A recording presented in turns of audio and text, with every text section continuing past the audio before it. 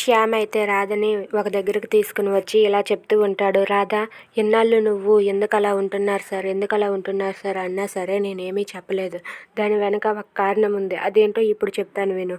నేను ఎన్నాళ్ళు ఎందుకలా డల్గా అది మూడ్ ఆఫ్లో ఉండి ఎప్పుడు కూడా చిరాకు పడుతూ నీ మీద కూడా చిరాకు చూపించేవాడినో తెలుసా అని చెప్పి అంటూ ఉంటాడు. ఆ మాటలకు రాధ అయితే అలా మౌనంగా వింటూ ఉంటుంది. అదంతా ఇప్పుడు చెప్తాను విను రాధ, ఓపిక మీద విను. ఎన్నాళ్ళు నేను ఇలా ఉండడానికి కారణం వేరే ఉంది.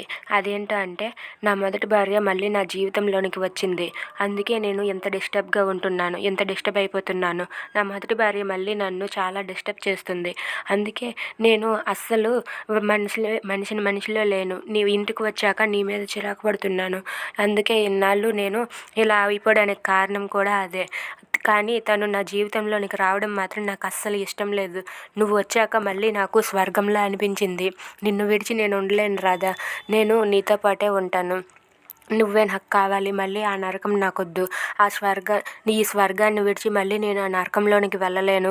తన్ని ఎలాగైనా సరే మళ్ళీ వదిలించుకొని నీతో కలిసి నేను జీవితాన్ని గడుపుతాను అని చెప్పి శ్యామ్ అయితే రాధతో చెప్తూ ఉంటాడు. ఆ మాటలకు రాధ అయితే అలా మౌనంగా శ్యామ్ వైపు చూస్తూ ఉంటుంది. అవును రాధ, నేను చెప్పేది నిజం, నా మాట విను అని చెప్పి అంటాడు. ఆ మాటలకు రాధ అయితే అలా మౌనంగా చూస్తూ ఉంటుంది.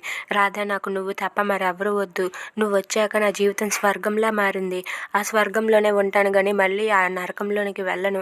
ఆ రాక్షసిని మళ్ళీ నేను కలవను అని చెప్పి అంటూ ఉంటాడు. ఆ మాటలకు రాధ మౌనంగా చూస్తూ ఉంటుంది. If you like this video, please like, share and subscribe. Thanks for watching friends.